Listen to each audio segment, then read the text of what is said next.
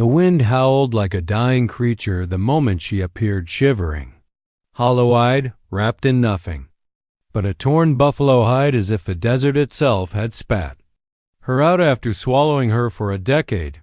Elias Redstone froze when he saw her silhouette swaying in the lantern glow outside his cabin. For a full breath, he wondered if she was a ghost.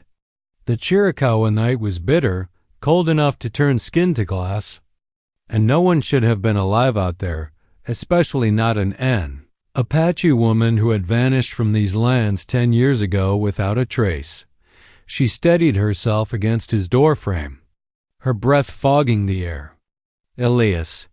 Her voice cracked like dry timber. I need warmth. He hadn't heard his name spoken in Apache tongue since the day he left the tribe's borderlands for good. And he hadn't heard it from her Nayara Stonecloud since the night she disappeared in a blaze of rumor and blood. Elias pushed the door open wider, the heat from his fire spilling out behind him like a welcome. But even with warmth and safety inches away, Nayara didn't step inside. She stared at him as if she needed permission to breathe. Come in, he said, quieter than he meant to, the shock still stealing his breath. Before the cold kills you. Her legs buckled. He caught her just before she collapsed, her skin colder than creek water in winter. When her body brushed his, he felt the tremor of someone who had walked too far, too alone, with too many memories chasing her like wolves. Inside the cabin, the fire crackled with a steady heartbeat. Elias lowered her onto the bearskin rug near the hearth. The flames lit her face, revealing deep lines of exhaustion, a bruise along her jaw, and dust packed into the folds of her clothes like she'd been running for miles. She was older, around 30 now, but the years hadn't stolen her fierceness. She still carried that same look he remembered, a woman built of storm clouds and stubborn earth, someone who never bent, even when the world tried to break her. He handed her a tin cup of heated water. Drink, he ordered softly, before anything else. Her fingers trembled so violently she nearly spilled it, so he steadied her hand with his. Their eyes met, and for a second, he saw something flash in her sphere, old and deep, the kind that gnaws the soul. I shouldn't be here, she whispered. But there was nowhere else left. Elias's jaw tightened. 10 years ago, she had gone missing the same night her brother was murdered on the ridge above Stonecloud village. Some swore she fled. Others whispered darker things, that the spirits had taken her. Elias never believed any of it, but even he couldn't deny the strange silence that followed her disappearance. Now she was sitting in his cabin, breathing the same air, warming her frozen feet on his rug as if the decade between them were a lie. Who did this to you? He asked. Her eyes flicked to the window. The firelight danced across her cheekbones, catching the faint shimmer of tears that hadn't fallen yet. They followed me across the desert, she murmured. For 3 days. Maybe longer. I lost count. Elias stiffened. Who? She didn't answer. Her gaze drifted around the cabin, simple, sturdy, built by Elias's own hands after he left the Apache lands to live as a solitary blacksmith. It was a life of silence, and he preferred it that way. Until now, Elias. She swallowed hard. I came to warn you. About what? Finally she looked at him, not as a stranger, not as the ghost from his memories, but as the woman who once trusted him with her life. Something is coming for this valley. Her voice was barely audible. Something ruthless. They burned my trail clean. They're wiping away everything, every name, every promise, every person connected to the Stonecloud bloodline. His blood chilled, colder than the night outside. And you think they'll come for me? I know they will, she said, gripping his wrist with surprising strength. You were the last one who helped me. Before I disappeared. Elias felt the weight of 10 years settle on his shoulders like snow on a dying tree. Outside. The wind shifted slow, heavy, unnatural, as if it carried footsteps. Nayara lifted her head sharply. Eyes wide. They found us. For a heartbeat, neither Elias nor Nayara breathed. The wind outside the cabin shifted again, long, low, heavy, like someone dragging a boot through gravel. Elias's hand instinctively moved toward the hunting knife wedged in the wooden beam beside the door. How far behind you were they? He whispered, never taking his eyes off the dark window. Nayara slowly pushed herself upright, though her body trembled with exhaustion. When I reached the ridge, they were maybe a half-day back. But they travel fast. Too fast. Fast like cavalry? Elias asked. Her head shook. No, faster. They move like men who've been trained to track shadows. Elias's stomach sank. Bounty men? Worse, she breathed. Ghost riders. A chill rolled through him that had nothing to do with the cold. Ghost riders weren't spirits, despite the name whispered in saloons and near dying campfires. They were real men. Hard men, mercenaries who dressed in pale ashes and rode under moonless nights for the highest bidder. A band of hunters who erased whole families if the coin demanded it. No mercy, no trail, no graves. Elias tightened his grip on the knife handle. And why would ghost riders be hunting you? Nayara lowered her eyes. Shadows flickered across her face, and the fire popped as if reacting to her silence. There's something I haven't told you, she said quietly. Something I found during the 10 years I was gone. Something they want a secret tied to the Stonecloud bloodline. Elias studied her, the firelight outlining every worn line on her face. She looked older, yes, but not fragile.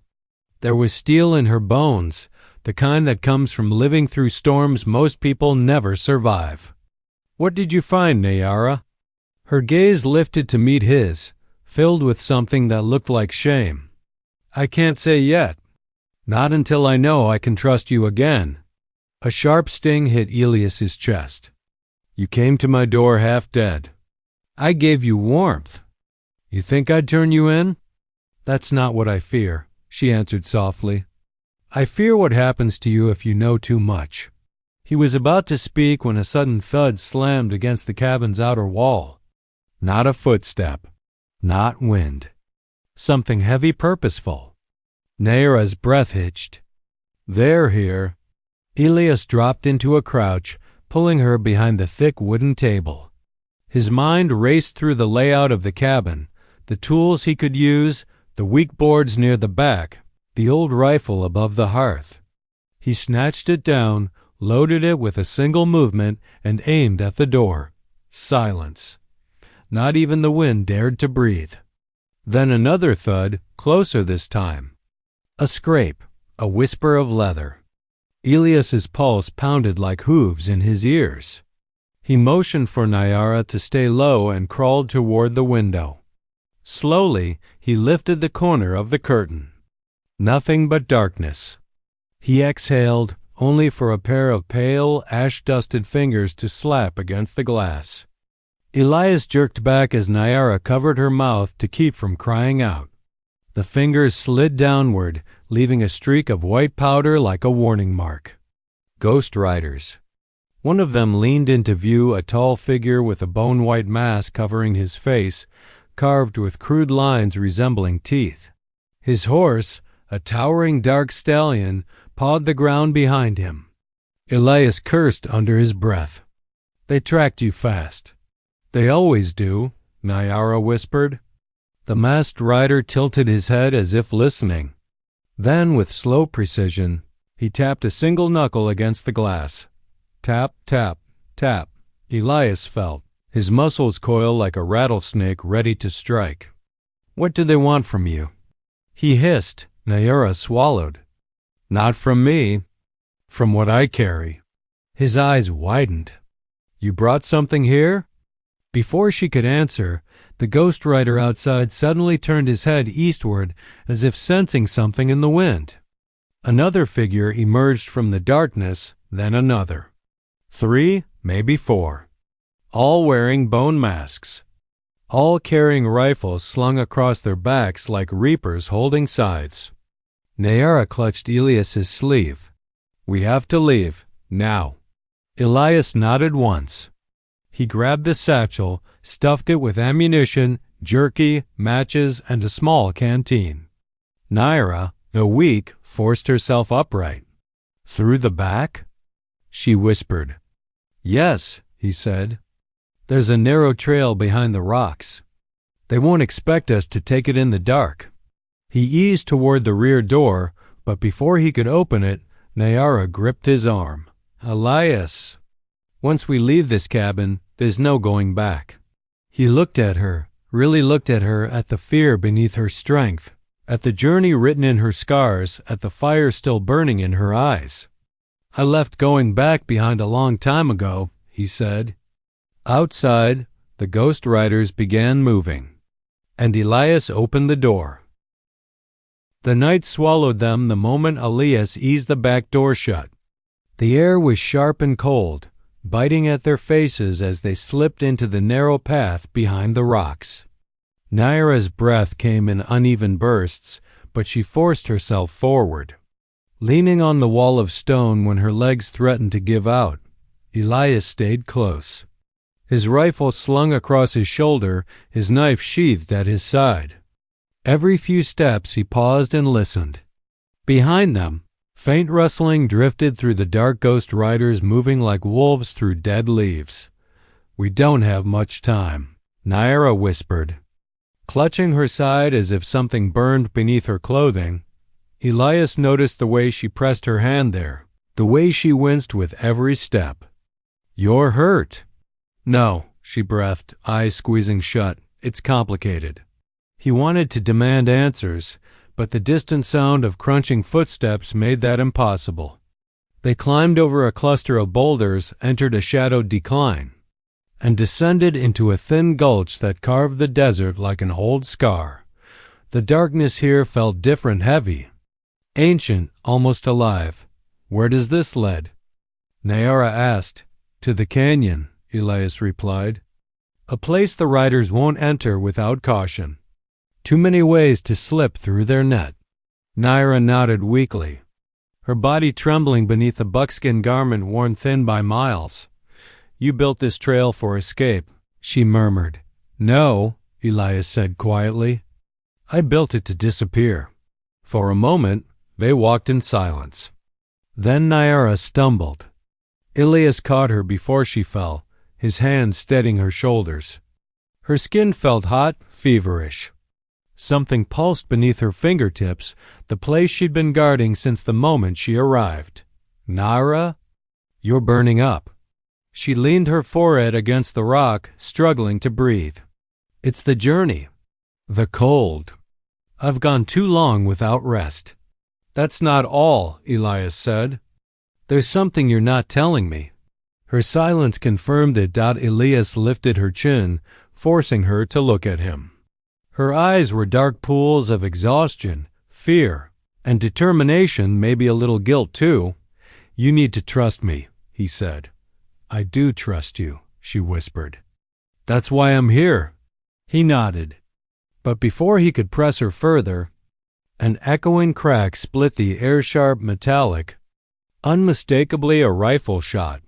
Elias grabbed Nayara and pulled her behind a jutting stone just as another bullet hissed past them, ricocheting off the rocks. "They're closing in," Nayara hissed. "Faster than I feared." Elias peeked around the edge. In the moon's faint glow, he saw movement on the ridge above, 3 figures drifting through the shadows, their masks pale as bone. He muttered a curse. "We'll run, now." He guided her deeper into the gulch. The path narrowed until only a single person could pass at a time. The walls rose higher, towering above them like a canyon made of blackened iron. Finally, they reached a fork in the rock. Nayara looked around, confusion clouding her eyes. "Where do we go?" Elias pointed toward the left passage. "That tunnel leads to the canyon of forgotten footsteps." Her face paled. "That place?" The stories say it's haunted. Elias gave a grim smile. Good. Maybe the writers will believe those stories. Nayara hesitated. And if the stories are true? Then the dead will have to share the canyon with the living tonight. A rustle echoed behind them, too close. They ran. The passage curved sharply, twisting downward into a cavern-like opening. Elias helped Nayara through, then pushed a loose slab of stone into place, covering the entrance just as faint voices echoed from the gulch. Nayara leaned against the wall, gasping. Thank you. Save that for when we're out, Elias said, lighting a small match to reveal the interior. The flame flickered over walls covered with drawings, ancient pictographs depicting battles, storms and shapes that looked disturbingly like masked figures. Nayara's eyes widened. These markings are hundreds of years old. Elias nodded. My mother once told me this canyon was a place where those who vanished left messages, warnings, last words. Nayara brushed trembling fingers over a faded symbol shaped like an eye surrounded by broken lines. I've seen this before. In the place where I hid for years. Elias's stomach nodded. What does it mean? Her lips parted as she whispered, It means we're not the first to be hunted for what I carry.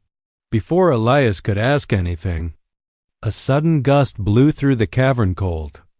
Unnatural snuffing out the match in an instant dot in the darkness, Nayara whispered, They're here. The darkness in the canyon felt alive, heavier than night, thick like unseen breath pressing against the walls. Elias tightened his grip on Nayara's wrist as the last gust died, leaving a silence so complete it swallowed even their heartbeats. Nayara leaned against him, trembling. Elias, that wind wasn't natural. I know, he whispered. Stay close. He struck another match, but the flame flickered violently, struggling to stay alive. For a moment, it illuminated the cavern around them, rough-hewn stone. Ancient symbols, a narrow path that seemed carved by hands long forgotten. Then the flame died again, snuffed out as if by invisible fingers. Nayara stiffened. Something is moving in here. Elias listened. Faint echoes drifted through the tunnel, soft, rhythmic, almost like footsteps. Or whispers carried by stone. We keep moving, he decided. The writers won't risk coming deep into this place. Whatever's here, it's older than them. He guided Nayara along the winding passage. As they walked, the walls narrowed, forcing them to move one behind the other. Their footsteps crunched softly on the sandy ground, echoing through the dark like memories. Nayara's breathing grew labored. Elias, what if we can't outrun them? We will, he said firmly. But you need to tell me what you're carrying. If the ghostwriters want it this badly, I didn't bring an object, she whispered. Elias stopped. For a moment, the world froze around them, the cold seeping into his bones. Then what? He asked. Her silence was answer enough. Nayara, he said, voice low. What did you bring back? She turned slowly, her face barely visible in the faint traces of moonlight filtering through cracks in the canyon ceiling. A promise? She breathed. And a danger tied to it. Elias felt frustration crack through him. That doesn't mean anything. I need the truth. Before she could answer, the ground beneath them rumbled, soft at first, then growing more violent. Dust rained from the ceiling. The cavern trembled as though something massive had stirred beneath the earth. What was that? Nayara gasped. Elias steadied her. An old canyon like this? Could be settling stone. A low moan drifted through the darkness. Ancient and mournful. No, that was not settling stone. Nayara clutched Elias's arm. I know this place. Not this exact chamber, but others like it. The people who once lived here, they believe that promises made in blood became spirits that never slept. Elias frowned. You're saying the canyon is cursed? I'm saying it remembers. A sudden flare lit the tunnel ahead, a faint bluish glow pulsing like a heartbeat. Elias raised his rifle, motioning Nayara behind him. They stepped closer, the glow intensifying. The passage opened into a wide chamber. In its center stood a stone structure, a circular basin carved from obsidian, filled with water as still as glass. Above it, markings spiraled into the ceiling like a map of constellations. Nayara inhaled sharply. "I've seen this before. In the drawings where I hid." Elias stepped toward the basin, but Nayara grabbed his wrist. "Do not touch it," she whispered. "It reacts to bloodlines." He froze. "What do you mean reacts?" "It shows visions, truths, secrets, but only to those connected to the Stonecloud line." Elias slowly turned to her. "You said earlier that the riders weren't just hunting you. They were hunting those connected to your bloodline." "Yes," she whispered, trembling. "Because what's hidden here could destroy them or reveal them." Elias stared into the mirror-like water. "Reveal what?" Nayara hesitated, then lifted the edge of her garment. Beneath it, wrapped tightly around her waist, was a band of woven leather, old, cracked, marked with symbols matching those on the canyon walls. Elias's eyes widened. "You brought that into my home." "It chose to come with me," she said. "It guided me back." Elias shook his head. "You should have told me sooner." She stepped closer, voice shaking. "I didn't know if you'd believe me, or if you'd run like everyone else." Before he could reply, a chilling howl echoed through the cavern, the unmistakable call of a ghost rider. Elias stiffened. "They're coming from both ends." Nayara stepped toward the obsidian basin. "Then we need to use it. It's the only way to survive." Elias grabbed her arm. "You don't know what it will show." Tears welled in her eyes, fear and resolve intertwined. "I have no choice. If the canyon remembers, then it remembers how to stop them." She placed her hands on the basin. The water erupted in blinding light. The light from the obsidian basin engulfed Elias and Nayara in a blinding brilliance that made every detail of the canyon vanish. When his eyes finally adjusted, he was no longer alone in the chamber. Shadows flickered along the walls, forming shapes that seemed alive warriors, families and figures long gone from the desert sands. Nayara gasped, her hands trembling as she clutched the basin's edge. "The canyon. It remembers everything," she whispered, her voice almost lost in the pulse of light. Elias knelt beside her, careful not to touch the water. "What is it showing you?" Images flashed across the basin like fragmented mirrors. Fires consuming villages. Masked men in pale ash riding through the night, silencing families. And then her own family. Young children, older men, women crying, all caught in the path of merciless hunters. Elias could see the terror etched on their faces, their hands reaching out as if calling for help that would never come. They took so much, Nayara breathed, tears streaking her face. But they never found the last secret. The promise my father swore I'd guard. Elias's eyes narrowed. "What is it, Nayara? What did your family hide?" She hesitated, glancing at him with a mixture of fear and determination. "It's not an object. It's knowledge. Knowledge that can expose who they really are. Who hired the ghost riders, why they hunt families like mine, why the bloodline must end." Before Elias could ask more, the light from the basin intensified and the canyon seemed to hum, vibrating through the ground beneath them. Figures from the visions began to move, echoes of the past replaying with urgency, warning them, guiding them. "They want us to understand," Nayara whispered, "to see the path that leads to survival and revenge." Elias scanned the tunnel's entrance. The sound of hooves had grown louder. The ghost riders were close, their pale masks flashing in the moonlight outside. "We don't have much time," he said.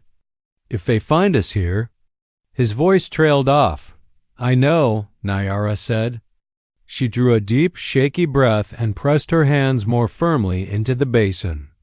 The water rippled violently, and a figure emerged of vision, translucent but vivid, a man wearing a mask carved with teeth like the riders outside.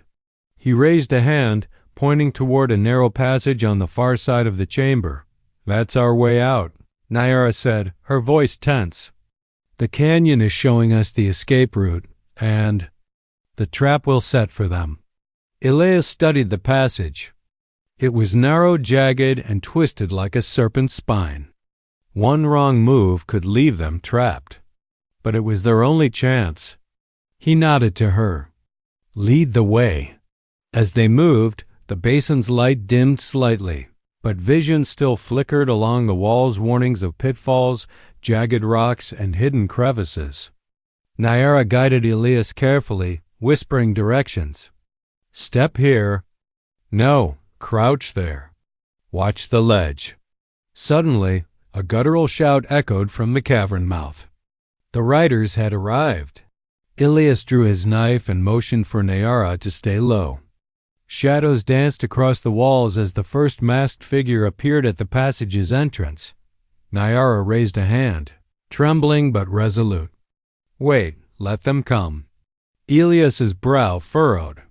"Wait? They'll follow the light of the basin," she said, eyes fixed on the shadows. "And the canyon. We'll do the rest." The first rider stepped forward, and the ground beneath him shivered. The canyon seemed to awaken, rocks shifted, dust fell, and a low rumble rose from the depths. The rider froze, eyes widening beneath the mask. A section of the tunnel wall gave way, sending stones tumbling toward the intruders. Elias gritted his teeth, holding Nayara back. "It's working." One by one, the ghost riders stumbled into the canyon's traps, narrow ledges giving way, hidden pits, and sudden drops that swallowed horse and rider alike. Screams echoed, mixing with the canyon's low, ancient roar.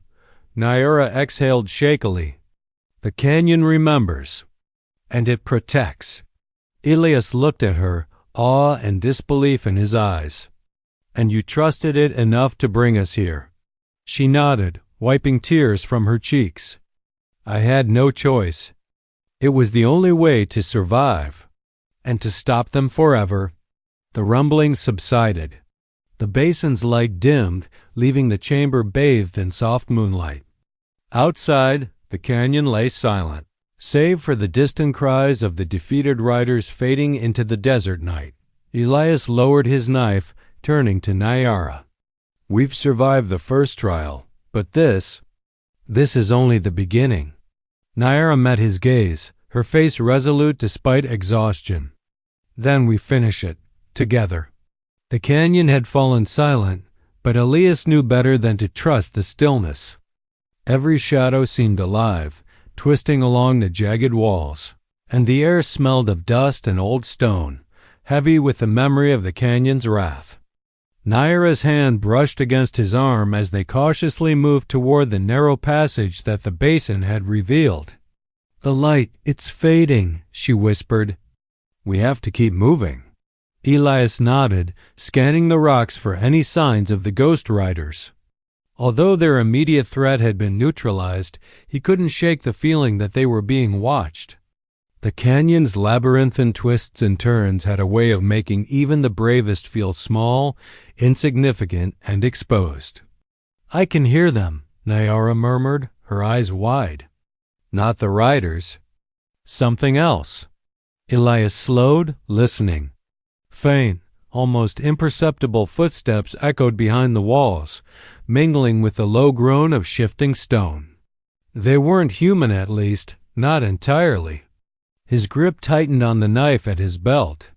"Follow me," he said, voice low but firm. "I know a safer route."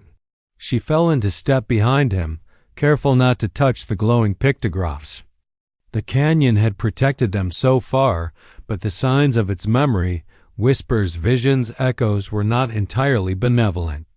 As they rounded a sharp bend, the passage opened into a cavern larger than anything Elias had imagined. Sunlight from a crack far above spilled through the ceiling, illuminating the dust in the air like golden sparks. In the center of the cavern lay a shallow stream, clear and cold, flowing over stones carved smooth by centuries of water. "Drink," Elias said, kneeling and cupping water in his hands. He offered it to Nayara, who hesitated before finally taking a long sip.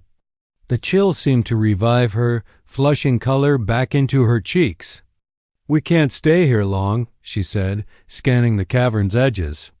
"The riders or whatever else is tracking us will find this water too." Elias's eyes narrowed. "I can see tracks." He pointed to a narrow ledge where the dust had been disturbed. "Someone passed through here recently." "They're close." Nayara frowned. "Not the riders?" "No," Elias said grimly. "Someone or something older." A sudden shiver ran through the cavern as if the walls themselves were exhaling. Shadows stretched across the stone, twisting unnaturally. Nayara gasped, gripping his arm. "What is it?" Elias asked. "The canyon remembers more than blood," she said quietly. "It remembers anger, betrayal, death. Some of the old spirits never forgive."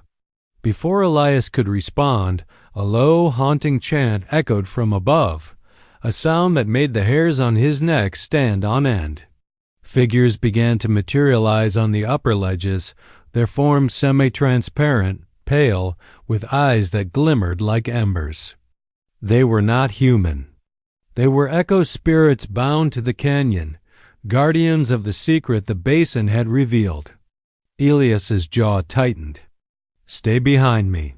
The spirits drifted closer, circling, their whispers blending into a roar. Nayara raised her hands, trembling but determined. "We have to show them our intent. The basin called us here. It marked us as protectors, not intruders." Elias's eyes followed her movements. "Do it then, but be ready for anything."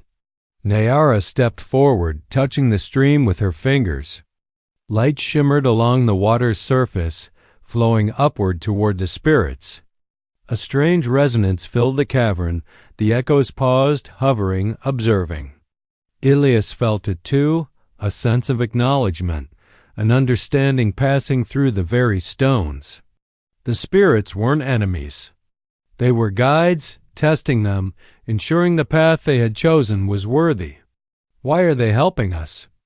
Elias asked quietly. "Because we are carrying the promise," Nayara replied. "The canyon recognizes it. It will protect what must survive." A sudden breeze swept through the cavern, scattering dust like fireflies.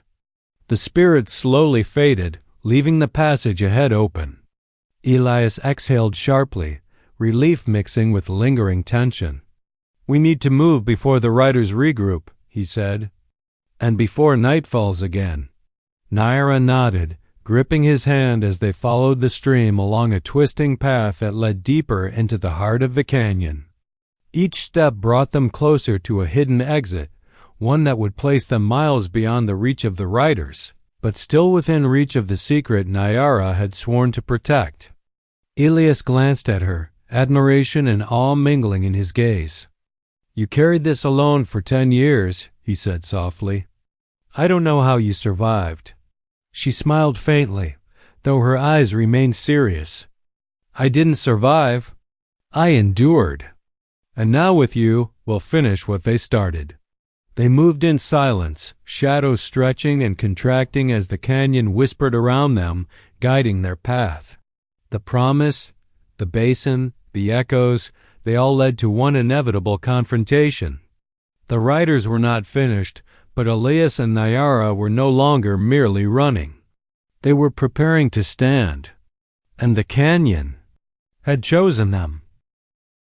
The narrow passage ahead opened into a breathtaking valley. Morning sunlight streaked across jagged cliffs, painting the desert in gold and crimson. Elias and Nayara paused at the ridge, breathless from the climb, yet alert. They had emerged from the canyon alive, But the weight of the Ghost Riders and the secret they carried still pressed heavily upon them.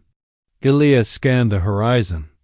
The valley below was empty, deceptively quiet. "Too quiet," he muttered, resting his knife at his side. His muscles tensed, ready for the sudden burst of violence he expected. Nayara adjusted the band around her waist, her expression resolute. "We've survived their traps, their pursuit, their merciless hunting. The riders are beaten, but they're not finished. We have to protect the promise until it's beyond their reach." He looked at her, admiration mingled with awe. 10 years she had endured alone, carrying something deadly, hidden, powerful, and she had made it this far. "Then we finish this together," he said, his voice steady. A faint shimmer of movement caught their eyes. At first, it seemed like wind swirling the dust. Then, figures appeared, riders, pale masks glinting, their horses charging down the slopes. They had regrouped, relentless as ever. Elias gritted his teeth. "Nayara, we can't outrun them now. We stand our ground." She nodded, her eyes meeting his, a silent pact passing between them. "Then we make them regret chasing us." Elias crouched, scanning the terrain. The valley floor was uneven, dotted with boulders, shallow ravines, and rocky outcrops. It was dangerous, yes, but it could be an advantage. He helped Nayara down the slope, moving in calculated steps, guiding her to higher ground where the riders would have limited maneuverability. As the riders approached, the air seemed to thrum with anticipation. Nayara stepped forward, placing her hands upon the band at her waist. The hidden promise, long guarded, pulsed faintly, a soft glow emanating from the leather and symbols carved into it. The valley responded, the wind shifted, small stones rolling across the ground, dust rising in swirling patterns. Elias watched in awe. "The canyon's power. It follows us." Nayara nodded. "It never abandoned me. It protects the bloodline." The first rider surged forward, shouting orders to the others. Horses screamed, hooves pounding the earth, but the terrain betrayed them. Rocks shifted beneath them, and sudden dips caused riders to lose balance. Elias seized the moment. With precision, he hurled his knife, striking the first rider's weapon and forcing him to halt abruptly. Nayara's hands glowed faintly as she directed the band's power toward the riders. Dust swirled like fire around them, rising in walls that disoriented and slowed the intruders. Horse and rider alike faltered, unable to navigate the invisible barriers. The riders' advance faltered entirely, their confidence replaced by panic. Elias moved beside Nayara, cutting off those who attempted to flank her. His knife flashed, each motion precise, each strike protecting her and the promise they carried. Despite the chaos, he remained calm, every action measured. The riders realized the battle was lost. One by one, they retreated, slipping through the dust clouds and rocky terrain, leaving the valley behind. Their cries faded, carried off by the morning wind, until only silence remained, broken only by Elias's steady breathing and Nayara's soft exhale. Elias lowered his knife, scanning the valley for signs of further danger. None came. He finally allowed himself to relax. "It's over," he said. "For now." Nayara turned to him, exhaustion and relief mingling in her eyes. "For now, yes. But the promise must still be safeguarded. There are others who would see it lost or worse, misused." He smiled faintly. "Then we continue together. You and I, guardians." She nodded, a weight lifting from her shoulders that had been carried for a decade. "Together," she echoed. The morning sun climbed higher, illuminating the valley, bathing the pair in light that felt both cleansing and hopeful. For the first time in 10 years, Nayara allowed herself a small smile. She had endured the desert, the hunters, the canyon, and the unseen spirits that tested her resolve. She had survived. And now, with Elias at her side, she could face whatever future awaited them. Elias stepped closer, resting a protective hand on her shoulder. The riders may return someday. Others may try to claim the promise. But whatever comes, we will face it, side by side.